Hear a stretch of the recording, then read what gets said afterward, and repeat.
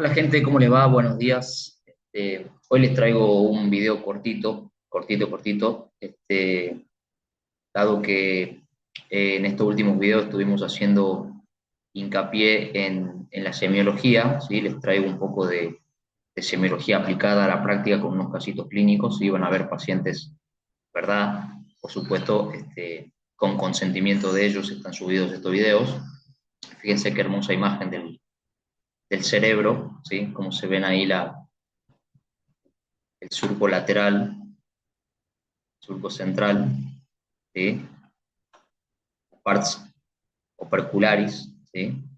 La verdad que esto es bello, ¿sí? El universo que encierra el cerebro y los misterios que encierra, la verdad que es una ciencia fascinante, ¿sí? Así que bueno, empecemos. Este primer caso que les voy a mostrar, ¿sí? Es de una señora que consulta a la guardia con 2 horas de evolución de una leve dismetría a nivel del miembro superior derecho, ¿sí? La idea es que ustedes hagan el diagnóstico, pero los voy orientando. Fíjense. Eso, la punta del dedo índice en la punta de la nariz. Eso, la cabeza bien derechita, un poquito más rápido, ¿sí? Puede, si le cuesta, sigue usted, ¿sí? Vamos. Eso, míreme acá ahora. Tóqueme con la punta del dedo índice derecho mi dedo, ¿sí? Ahora con el otro. Ahora con el otro. Perfecto, muy bien. Fíjense que tiene una muy leve dimetría del miembro superior derecho, ¿sí? Y dado que el cuadro es de evolución súbita y de aparición súbita, como les digo siempre, tenemos que descartar causas vasculares, ¿bien? Entonces, usted tiene que pensar cuál sería la topografía lesional en este caso. Si uno puede pensar que, o sea, la paciente tiene un síndrome atáxico, entonces podría estar comprometida cualquiera de las estructuras que habíamos dicho que intervienen en la ataxia, ¿sí? Acuérdense que en la ataxia intervienen lo que son los nervios periféricos, porque llevan la información de la propiocepción a los cordones posteriores de la médula, ¿sí? Golgi Burdach, y estos, a través de esos haces, hacen relevo en los núcleos de Golgi Burdach, que están situados en el piso del cuarto ventrículo, y posteriormente hacen relevo en el tálamo y llegan a la corteza parietal. ¿Bien? Entonces, una lesión a nivel de cualquiera de estas estructuras va a producir una ataxia de tipo propioceptiva. Pero también podemos tener ataxias cerebelosas, ¿sí? Vestibulares, corticales, periféricas, como le digo, ¿sí? Entre otras. Eh, Uno podría pensar o decir tranquilamente que la señora puede tener un síndrome cerebeloso por un infarto o una isquemia a nivel cerebroso, pero no tiene los elementos del síndrome cerebeloso, tiene una leve dismetría. Acuérdense que el síndrome cerebeloso está constituido por una disartria cerebrosa que se llama voz escandida o voz explosiva, ¿sí? El paciente no tiene la capacidad de regular el tono de la voz, se acompaña también de reflejos pendulares, ¿sí? Que se ponen de manifiesto por una franca hipotonía. Bien, tendríamos que ver la maniobra de Romberg negativa y adiadococinesia. El paciente no tiene ninguno de estos hallazgos, por eso es que no les muestro el examen físico completo. Este es un hallazgo aislado, entonces uno debería pensar que quizás la lesión está en otra estructura, ¿sí? Relacionada con la propiocepción o las vías propioceptivas, digamos, que atraviesan cierta estructura donde puede radicar la isquemia, ¿sí? Y como es un déficit aislado del miembro superior, posiblemente se deba a una lesión en una estructura profunda del encéfalo, ¿sí? Donde las fibras se disponen con una distribución somatotópica, de tal manera que la isquemia compromete el área de las fibras que van al miembro superior derecho, ¿sí? Efectivamente, cuando nosotros a esta paciente le hacemos la resonancia magnética nuclear, nos encontramos que en la secuencia de difusión, como ustedes pueden ver acá, y el mapa de coeficiente de difusión aparente, vemos que la paciente tiene una isquemia, ¿sí? Una pequeña isquemia a nivel del tálamo izquierdo, ¿sí? Si bien el déficit motor o táxico es derecho, justamente es porque estas vías propioceptivas se decusan, ¿sí? Lo mismo que pasa con la vía piramidal. Si la lesión fuese cerebrosa, probablemente podría ser homolateral o contralateral, dependiendo qué estructura del cerebelo comprometa, si es el vermis, si son los hemisferios, etcétera, ¿sí? Pero bueno, acá se ve patente que es una lesión pequeñita, perforante, probablemente debido a compromiso de las arterias tálamo perforantes o tálamo lenticuladas, ¿bien? Y es un infarto a nivel, francamente, talámico, ¿sí? Cuando estos infartos son un poquito más extensos, pueden comprometer el brazo posterior de la cápsula interna y causar también un déficit motor o una paresia al paciente, ¿sí? Entonces hay una correlación clínico-topográfica, ¿sí? Del hallazgo clínico con el hallazgo por la imagen, ¿bien? Fíjense que en el mapa de ADC vemos que restringe en difusión, entonces se ve una imagen hiperintensa, ¿sí? Y en el mapa de ADC se ve o sea, la imagen invertida de la difusión, se ve una imagen hipointensa. Bien, entonces, como les digo, ahí está la minuciosidad del examen físico, digamos, y la correlación con la imagen y la topografía de la lesión. Bien, acá tenemos otro paciente, fíjense ustedes, Rolando, con este dedo índice entonces me toca acá, ¿sí? Nariz, vamos, con el mismo dedo. Bien, de nuevo me toca la punta del dedo. Perfecto, ahora tengo que hacer la punta de la nariz. Muy bien, punta del dedo, se toca la punta de la nariz. Punta del dedo, punta de la nariz. Vamos. Talón, rodilla, bajo. Vamos de nuevo. Talón, rodilla. Eso. Vamos con el otro. Bajo por ahí. Bien, fíjense ustedes la diferencia con este paciente que ya tiene una hemiataxia completa, o sea, del hemicuerpo derecho completo, tanto un miembro superior como un miembro inferior, ¿sí? A través, que la ponemos en evidencia a través de la maniobra índice-nariz o índice-índice, y en los miembros inferiores a través de la prueba talón-rodilla sensibilizada. Pero además se puede ver que el paciente tiene una hipotonía porque fíjense la flexibilidad que muestra a pesar de no poder tocar con exactitud la rodilla con el talón derecho, se ve que hay movimientos más amplios del miembro, entonces esa hipotonía ya hace sugerir que el paciente puede tener una lesión a nivel cerebeloso, ¿sí? Entonces, cuando vemos la tomografía computada de este paciente, perdón, cuando vemos la tomografía computada de este paciente, ¿sí? Vemos que, acuérdense que si se ve un poco del lado derecho, acuérdense lo que les dije, ¿sí? Es homolateral al déficit, ¿sí? Del hemisferio cerebroso derecho, el déficit es derecho. Eso pasa porque las vías cerebrosas suelen cruzarse o decruzarse dos veces, ¿bien? Perfecto, entonces acá fíjense la diferencia entre una ataxia o dismetría talámica versus ya más elementos del síndrome cerebroso que no solamente abarcan la dismetría, sino que ya comprometen a todo mi cuerpo y además presenta esa hipotonía que les decía, ¿sí?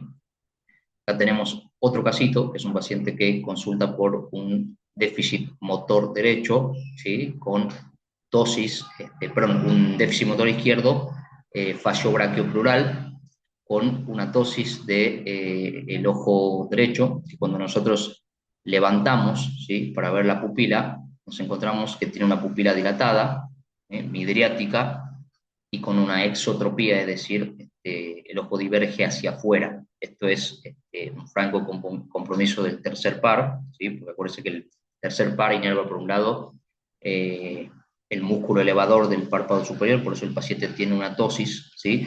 Y además inerva los músculos recto interno, superior, inferior y oblicuo menor. Entonces, al estar estos músculos desnervados, el ojo se va hacia afuera, traccionado por los músculos que no están desnervados, que en este caso son el oblicuo mayor y el recto externo, ¿bien?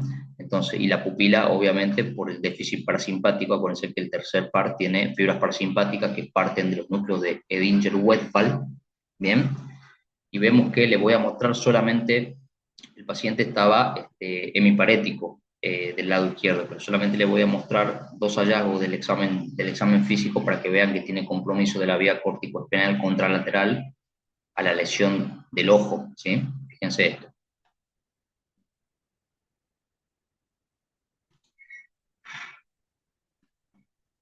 No duele ahí, ¿no?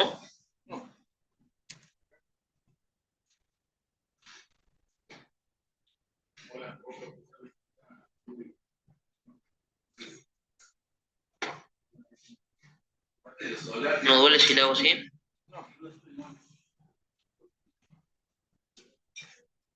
Bien, entonces lo que estamos viendo acá es que el paciente presenta una hiperreflexia patelar. Cuando yo percuto, fíjense que ni siquiera con el martillo de reflejo, percuto solamente con mis dedos el tendón rotuliano y el paciente ya expresa el reflejo patelar. Eso es un claro signo de liberación de la vía piramidal, sí, por lesión de la vía corticoespinal. Acuérdense que cuando nosotros decimos hiperreflexia no solo hablamos de un reflejo exaltado, sino que hablamos de un reflejo que no se agota y además un aumento una disminución del umbral de la sensibilidad del reflejo, que es lo que estamos viendo solamente con los dedos, el paciente ya expresa el reflejo patelar y no se agota, y además un aumento del área de difusión, o sea, no solamente percutiendo el tendón patelar, sino que percutiendo por fuera de este, ya sea en la rótula o en el músculo mismo del el cuádriceps plural. Ese aumento del área de difusión es lo que define a la hiperreflexia. Y lo que les muestro al último, digamos, con el pie, fíjese que el paciente tiene un clonus de pie. Recuerden que el clonus es un tipo de reflejo patológico que aparece también, se podría decir que es el máximo signo de liberación piramidal por lesión de la vía piramidal, que es, en realidad es un reflejo policinético, es decir, yo mantengo, lo que hago es, le hago una dorsiflexión del pie al paciente y ahí lo que estoy haciendo es estirando el tendón de Aquiles, entonces el paciente responde con lo que sería el reflejo aquiliano, digamos, que es una flexión plantar, pero como yo lo mantengo en extensión, el reflejo no se agota y empieza con eso que se llama clonus, que es el movimiento repetido e inagotable del pie. Entonces, básicamente estamos con un paciente que tiene un déficit de un lado del cuerpo, que es el ojo derecho, y un déficit motor del lado contralateral, ¿sí? Del lado izquierdo. Acuérdense siempre que cuando tenemos este tipo de síndromes con manifestaciones a nivel de la cara, ya sea parálisis facial, hemianestesia o pares craneales oculomotores o lo que fuese, con déficit motores contralaterales son síndromes alternos, ¿sí? Y los síndromes alternos corresponden siempre a lesiones del tronco cerebral. Bien, porque acuérdense que ahí la vía piramidal todavía no se ha decusado, entonces las lesiones que afectan una mitad del tronco cerebral afectan los pares craneales de esa mitad y afectan la vía córtico-espinal que todavía no se ha decusado. Entonces dan un déficit de un par craneal homolateral, ¿sí? Que se manifiesta en la cara, y un déficit motor facio-brachiocrural generalmente, porque van todas las fibras del lado contralateral, pues se llaman síndromes alternos. Bien, síndrome alterno, pienso siempre en lesión de tronco. Síndromes directos, ¿sí? Todo de un hemisferio del cuerpo, pienso en lesiones supratentoriales o ya de la médula espinal cuando la vía piramidal está decusada. Y efectivamente, fíjense que el paciente tiene cuando vemos la resonancia de la difusión, vemos que el paciente tiene ahí una isquemia a nivel de el pie del pedúnculo cerebral, ¿sí? En el mesencéfalo. Entonces, esto está comprometiendo, esto es del lado derecho, ¿sí? Entonces está comprometiendo la vía corticoespinal que viene bajando, que después se va a decusar y va a ir al lado izquierdo, por eso presenta un déficit motor izquierdo, pero acuérdense que a este nivel están situados los núcleos del tercer par craneal y el núcleo parasimpático de Dinger-Westphal, ¿sí? Entonces compromete el ojo del mismo lado, hemisferio derecho, ojo derecho, y la vía corticoespinal que después se decusa, compromete o genera un déficit motor contralateral, que en este caso es facio-brachicular izquierdo, ¿sí? Con francos signos de liberación de la vía piramidal, ¿sí? Acuérdense, síndromes alternos. Este síndrome tiene un nombre específico que es el síndrome de Weber. De hecho, cada uno de los síndromes alternos del tronco tiene su nombre, su epónimo específico. En este caso se trata de un síndrome de Weber, ¿bien? Probablemente por lesiones como es chiquitito, digamos, es chiquitito, pero compromete áreas donde se encuentran bien concentradas, digamos, las estructuras y en íntima relación los núcleos de los pares craneales con las vías que van bajando o van subiendo, ¿sí? Ya sea la corticoespinal que baja o los haces talámicos, digamos, que están subiendo, ¿sí? O los cordones posteriores. Entonces da un síndrome alterno. Bien. Esto es lo que le quería mostrar, ¿sí? El paciente ya presenta la lesión en la tomografía y también para ver la diferencia, fíjense, de morfológica, que la resonancia magnética, en comparación con la tomografía, que presenta mucho más artefactos, mucho más dificultad para ver la fosa posterior, pero ya se ve que si presenta una hipodensidad en la tomografía, porque este infarto ya está evolucionado, ¿sí? Ya no hay nada que hacer por eso, ¿sí? Probablemente, como dije, por perforantes que nacen del segmento P1 de la arteria cerebral posterior derecha y van a dar irrigación al mesencéfalo superior, ¿bien? Que son las arterias perforantes mesencefálicas. ¿Bien? Y efectivamente, cuando nosotros hacemos la reconstrucción angiográfica en tiempo de vuelo, esto es un TOF que se llama, vemos acá la circulación anterior y allá atrás vemos la arteria basilar, es decir, el circuito posterior, de la fosa posterior, y vemos que se ha tapado la arteria cerebral posterior del lado derecho. Bien, ahora ustedes me podrán preguntar si se tapó la arteria cerebral posterior del lado derecho, el paciente debería presentar mucho más clínica, digamos, porque se comprometería la irrigación del lóbulo occipital y temporomesial, pero y en realidad está presentando solamente lesiones de las perforantes. Eso es porque seguramente la irrigación del segmento P2 o postcomunicante de la arteria cerebral posterior se encuentra nutrido por la arteria comunicante posterior del lado derecho, que debe tener un desarrollo fetal, ¿sí? Bien desarrollada, entonces suple el déficit de la arteria cerebral posterior, pero no así de los territorios terminales de las perforantes que dijimos. Y esta que se ve abajo es la arteria cerebelosa superior, pero que está tapada la arteria cerebral posterior de este lado, ¿sí? Cuando hacemos la angiografía por sustracción digital, nos encontramos con esto, ¿sí? Ahora lo vamos a ver bien, vamos a vertebrales, ¿sí? Ahí se ve, paramos la imagen, vemos justamente que se ve un stop a nivel de la arteria cerebral posterior derecha, que se correlaciona con la clínica del paciente. Esta que se ve abajo es la cerebelosa superior, ¿sí? Y de este lado vemos que además el paciente tiene una estenosis, ¿sí? Una estenosis de la arteria cerebral posterior izquierda, ¿sí? Que después fue tratada por medio de una angioplastia transluminal percutánea con un stent liberador de drogas, ¿sí? Para evitar que el paciente tenga una CV del otro lado también, ¿sí? Esta es la arteria basilar, ¿sí? Y acá viene la arteria vertebral izquierda. Cuando hacemos la reconstrucción tridimensional, primero se hace una angiografía por sustracción digital rotacional, ¿sí? Perdón. ¿Sí? Entonces, hacer esto nos permite después hacer una reconstrucción tridimensional en el software del angiógrafo, donde podemos reconstruir y ver bien en detalle características tope basilar, falta a la arteria cerebral posterior derecha y el de la arteria cerebral posterior izquierda. ¿Sí? Y además se ve ahí una estenosis que no habíamos visto de la arteria vertebral izquierda, su porción B4, que es la porción que después va a dar origen, junto con la vertebral contralateral, al tronco basilar. Esto es para que vean el alcance que tiene una angioresonancia por secuencia TOF. Esto es sin inyección de contraste. Fíjense la imagen tridimensional que nos brinda. ¿Sí? Esto es de una paciente que operamos nosotros que tenía una disección vertebral bilateral del segmento móvil de la arteria vertebral, por movimientos extremos de la cabeza. Creo que la paciente estaba practicando yoga, ¿sí? Estaba haciendo estiramiento del cuello y se disecó ambas vertebrales, así que tuvo que ser intervenida por nosotros con también una angioplastia transluminal percutánea con colocación de stents para poder abrir reconstituir el flujo de esa arteria, ¿sí? Si bien no estaban tapadas del todo, estaban francamente disecadas, y bueno, ahí hay una controversia en las guías actuales, digamos, cuando hay disecciones que no ocluyen por completo la arteria, se puede manejar con antiagregación o anticoagulación, pero el hecho de ser bilateral, sabemos que si se tapan, van a comprometer el tronco basilar y la paciente puede morir, ¿sí? Así que en este caso se decidió la opción de realizar una neurocirugía endovascular, como les digo, angioplastia transluminal percutánea, ¿sí? Para la disección con stents autoexpandibles, ¿sí? No stents liberadores de drogas, balones expandibles, sino stent autoexpandible. Se utilizó un stent del tipo Leo y otro extend del tipo Elvis en ambas arterias vertebrales, ¿sí? Entonces, esta es la reconstrucción TOF tridimensional. Fíjense ustedes cómo se ve el parénquima encefálico, la cara, la verdad que la imagen es tremenda.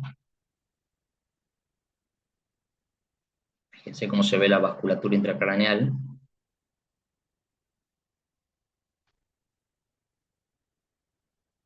Y acá lo que se ve es lo que yo les decía, perdón, yo les decía, bueno, vamos a ponerlo nuevo, quiero que vean la fosa posterior y las arterias vertebrales, ¿sí?